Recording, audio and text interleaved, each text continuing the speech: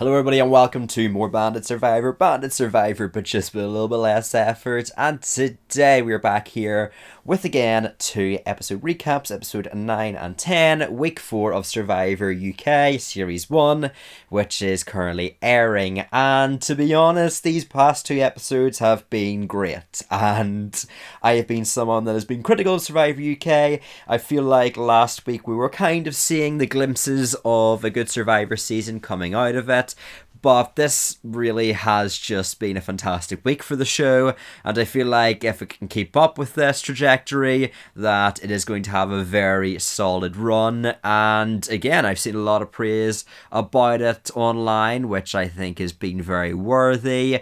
And again, I'm surprised with how fluid and the dynamic the gameplay is coming into especially this merge, but we'll chat about it here now. So starting off episode 9, we get our introduction to the Calaton tribe after they voted out Shy at the previous tribal council. And last week we did get blindsides. We did get Jess getting flipped on by Shy and Lawrence, and then Doug and Pegleg flipping on Shy and Lawrence to side with Nathan. But really, I don't think the editing was able to do it justice, where, for me at least, it was very apparent that Jess was going home, and then also I just assumed that they would flip on Shy at that point. But I feel like the editing has been very good this episode, and we even do see that starting off, we get Nathan talking about how much he enjoyed voting Shy off, and we just get a lot more negative content surrounding Shy even during his elimination. Like, he's not even on the show anymore, where Doug is saying how they don't have to watch what they say anymore, how they're not walking on eggshells. I'm just going to wonder what has Shy done to receive this much negativity. It's very clear that something that Shy did just hasn't made the air, and I'm trying to work out what it is, because like, this guy has received so much negativity, and really, in my opinion, for not good reason. But we have also Lawrence, who in his confessional booth and even on the island seems to be taking his blindside well, which is good gameplay from him, obviously understanding that he is going up against a majority of 3 and he has to make amends with them. And then I really like this moment as well by the tree branch with everyone's name, where Doug and Pegleg talk about how in 5 days they completely flipped the tribe, which also shows good social skills from both Doug and Pegleg to again be at such a deficit with such few days and be able to basically be in a power position on this tribe. Then on Lenana, we get some really interesting content surrounding Lee, which kind of begins his downfall, which I mean, ever since pretty much week 1, but mostly since week 2, we were getting set up to Lee having a downfall, and I felt like it would have continued on maybe a little bit longer, like maybe until week 5, but clearly I was wrong. And we get confessionals from Christopher saying about how he fell out with Lee. We then also have other people jumping into the debate with the likes of Pillowgate, where Leilani says that Lee can give up his pillow for at least 1 day, and there's a bit of an argument, which seems to be a playful argument, but Leilani clearly is getting a bit ticked off with him. We've Ashley reaffirming that the tribe dynamics is 4-3, but that is not that simple, that even though Lenana outnumber the Calaton tribe, or the original Calatons, that it's not quite that simple, and that she is ready to flip on Lee if she needs to. We also have the talk about how Lenanas are falling apart, and just from Ashley's perspective about how Lee is being an individual that's super hard to reason with. But then we finally do get both the tribes coming together, and Joel announces that they need to drop their buffs because they have merged. An 11-person merge makes sense, especially with one of the rounds in week 2 being a non-elimination episode. It makes sense that they would bring in this twist. Well, not really a twist, but I guess it is technically a twist into the beginning of this next week.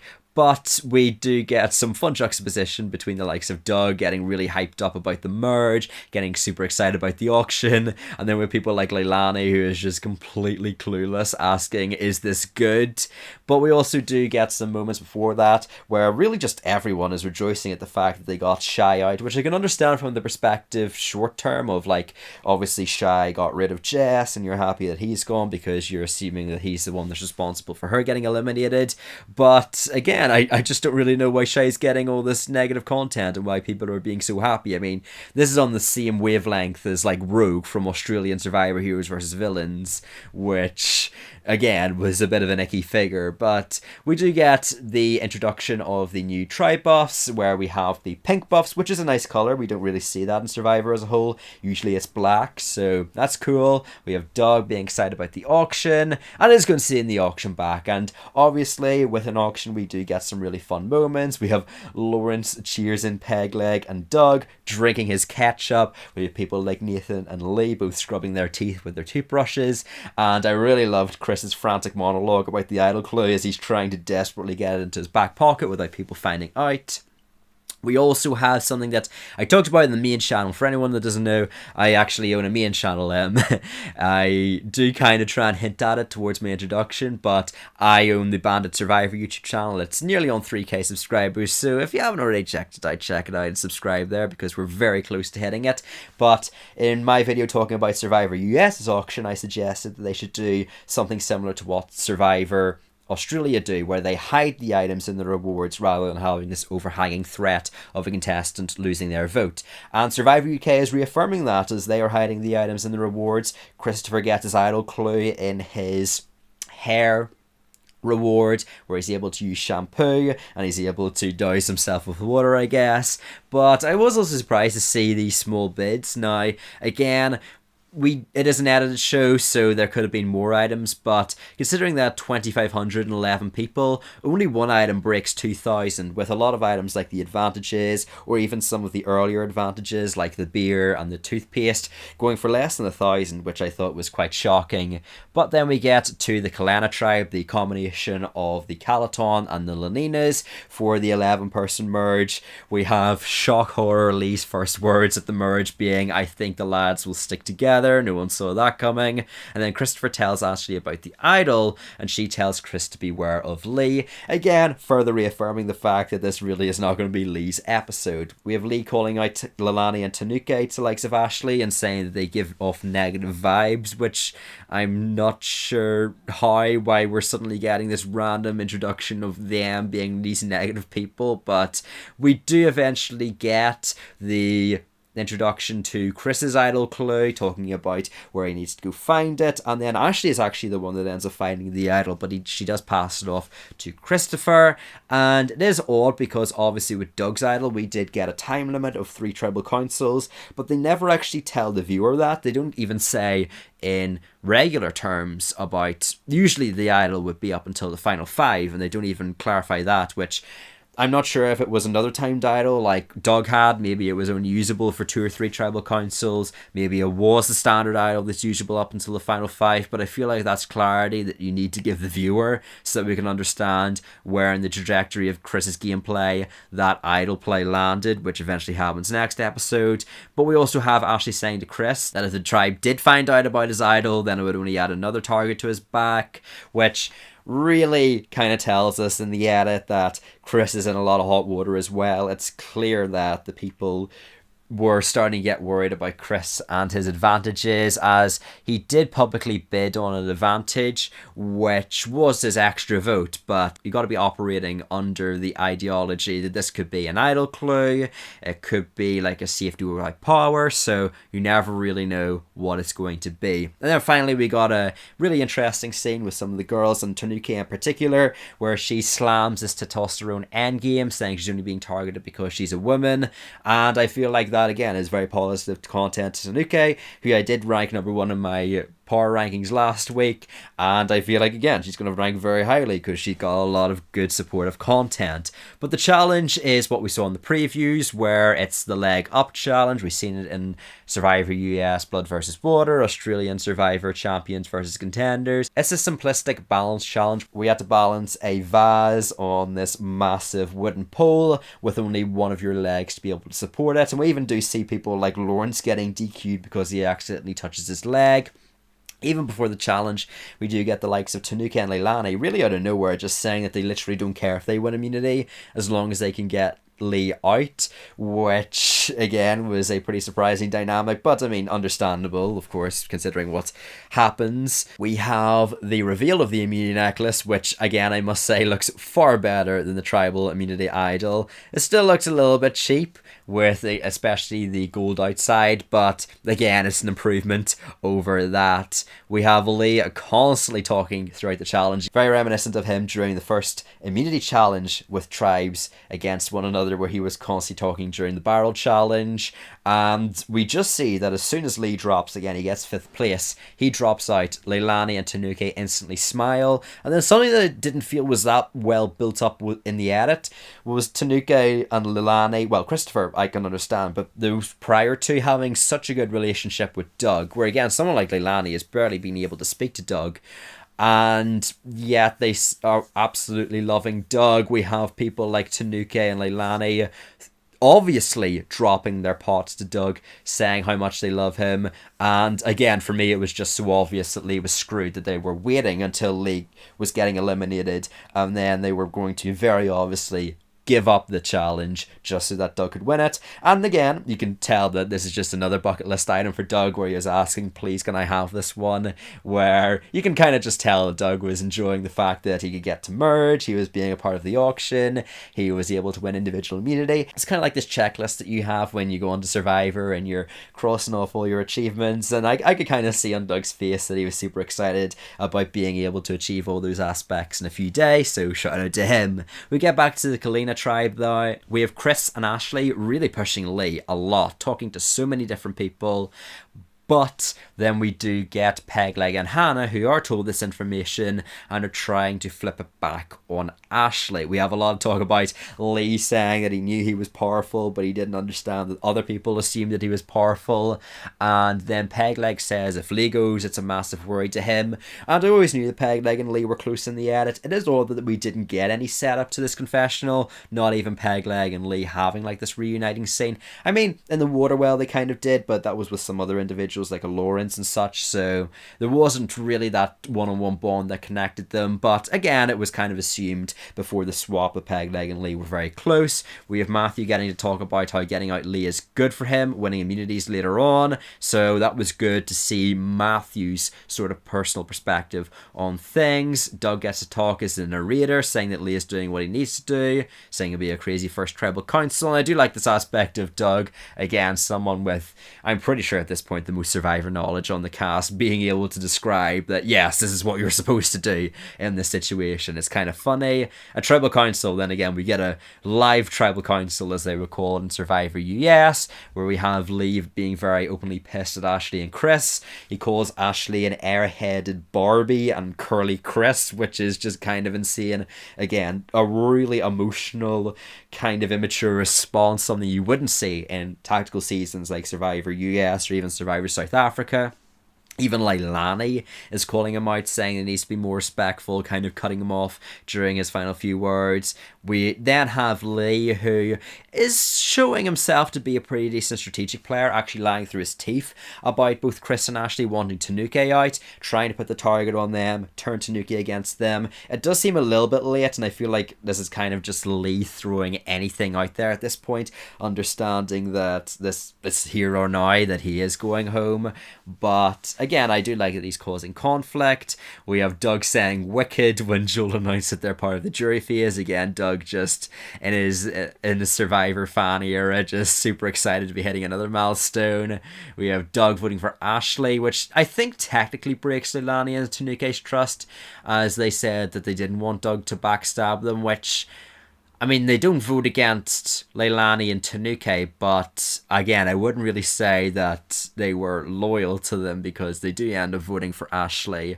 But we also have Ashley, who I was actually really surprised had a very mature and respectful in her final words, talking to Lee about how her voting for him is not personal, even if he did call her airhead Barbie. And I do like that. I do like that Ashley is someone that can understand that no matter what people are saying about you, that you have to brush it off. And again, considering that Ashley pre-season talked about having imposter syndrome and sometimes not being able to fully trust in herself, be able to believe in herself, it is good that she is able to have that perspective that no, she is in the right here. She has got the right mature mindset and is able to stay calm. So I respect that a lot. And then we also get Tanuki, who gets to call Christopher and Ashley being next on our hit list next episode in the final words as Leah's talking, before we get to the teaser for episode 10. On the topic of episode 10, this is pretty much the downfall for Christopher, and especially, unfortunately, Ashley. So we have Ashley and Christopher on their apology tour, which it does seem a bit odd considering that throughout the episode we do get talk about how Lee was basically lying, but it is odd that they are apologizing so much for something that didn't even happen. It really feels like they were kind of digging themselves in it, making themselves seem like they were more at fault than what they actually were. Matthew gets to talk about the game transitioning into a game where it's every man for himself. We get content from Tanuki saying she's passionate about keeping females in the game, which ties into her moral dilemma. Tanuki says Ashley was gunning for her and that's why she's targeting her, which shows that Tanuki does have good game awareness. She even calls out why they were going after her, a strong woman rather than Matthew, a strong man, again showing the gender biases. We have then Pegleg interestingly getting this content throughout this episode, which felt very irrelevant once you consider what happens, but Pegleg wants to put the vote onto himself as bait to be able to essentially have a name out there for Christopher and Ashley to chomp onto and not be able to suspect things, as he even says that Christopher and Ashley are too safe. He does talk about the fact that Christopher could very likely have an extra vote or an idol clue, which again shows some very good game awareness from Pegleg. He does kind of pull off a Harry from All Stars, not fully the same, I guess, because again, Harry told people to split the vote on him when Matt Rogers could have had an idol, but he is basically saying that he will be the fall person if both Christopher and Ashley have idols, which is unlikely, but it is good that he is able to solidify his trust with his majority alliance up until, again, the immunity challenge. But we have him being the first person to bring up splitting the vote with Nathan, which again, if this was Survivor US, Survivor South Africa, even Australia at this point, again, I just wouldn't really question it, because again, I assume that there's good game awareness on those casts when I'm coming into the season. But coming from Survivor UK, this is actually something that I feel I need to point out and congratulate once again Pegleg for. And we also have talks from various individuals about how they really don't want Chris or Ashley to win immunity. So this challenge is the Survivor Classic, something that we've been seeing actually returning to Survivor over the past few seasons in the modern era, which is the Last Gasp Challenge. Probably one of the most horrifying challenges out there. Again, it really preys on individuals that have a fear of enclosed spaces and also just not being able to see while essentially being waterboarded. It is pretty terrifying. We have a lot of emphasis on Nathan before the challenge, which I'm not sure, because again, he does go out first, so I'm not sure if that was kind of the edit saying Nathan's pretty much screwed in this. But we do have a funny conversation before the bars fully lower into the water, talking about how the contestants are talking about their favourite desserts, about apple crumble. Even Joel gets involved with the conversation, so that's good. We have some good strategies like Doug making a snorkel out of his hands, again kind of like what we saw with Aussie and Micronesia. But Pegleg ends up timing the sets, which allows him to dominate. And again, I always knew that Pegleg was going to win this challenge like this. It is one that very much favours people that are very used to water life. For example, we saw on Australian Survivor Heroes vs Villains that Matthew, a lifeguard, was able to win the challenge. And again, he was very successful due to the fact that he had an occupation and a lot of his life in the water. So Pegleg wins immunity, which kind of throws the spanner in the works, because again, he was meant to be the fall guy. Although I will say is that I don't entirely blame Pegleg, where my initial thought coming out of this was, why did Pegleg not throw it? But again, he couldn't hear. This is the one challenge you can't actually throw. Pegleg just has to operate on the fact that he has to keep going until his last breath, because the other person beside him could be an Ashley or a Christopher. So again, the majority are very suspicious to both Christopher and Ashley in regards to what names they're throwing out, because it's very inconsistent. They aren't throwing out very many names, and this causes a lot of content from Chris talking about how uneasy he is coming into this vote. We again have some good Matthew content talking about how he understands majorities on Chris, but he likes Chris, although he doesn't entirely trust him, which does bear fruit considering the fact that Christopher does actually end up surviving this round. So potentially we could be seeing some relationship form between Matthew and Christopher, especially when we see that in the next episode Christopher is on his apology tour. We have Tanuki stating her plan is wanting Chris out to sway Ashley onto her side and bring her in with the girls. We then also have talks about Christopher slowly piecing together and he's on the outs. Ashley then really actually surprises me as she essentially throws Chris under the bus to Matthew, confirming that he has the idol and is really trying to put the target onto Christopher while also being able to mitigate her target and show that she can be a useful number for the majority, which I really do like. Matthew is proven to be correct with his hunch that Chris is the idol. He calls out Doug as a threat. So again, lots of fantastic content from Matthew. And also we do get a lot of really worrying content for Doug, where again, Doug was someone that I was very willing to put in my number 1 spot before this round of gameplay, really up until the immunity challenge. I was saying, okay, Doug's going to be my number 1 pick. And Doug for the longest time has been someone that I've been saying, okay, I want to put a number 1. But now, before Tribal Council, we get this flurry about Matt saying that Doug is a threat. We have Ashley saying that she can't trust what Doug says anymore because the plan is to vote for Nathan. We have Chris saying that he doesn't trust Doug because Nathan was called his guy openly. We even have Nathan saying that he has concerns about both Hannah and Doug, which again shows him to be a very common denominator between individuals and their fears about him, which again makes me worried, especially now that we're in the individual phase of the game where he is going to be targeted because, again, as we saw at the merge, he can win immunities. But at Tribal Council, Tanuki has a really good response to Joel at Tribal Council, where Joel asks her if it's about tribal lines, and she says it's not, because some contestants have been swapped up to 3 times, like herself, Matthew, Doug, and Pegleg, so that's a good point. The jury bench is also, I was just noticing it. It is absolutely tiny. You're not able to fit 8 to 9 people on that. So hopefully they add extra benches later on in the season.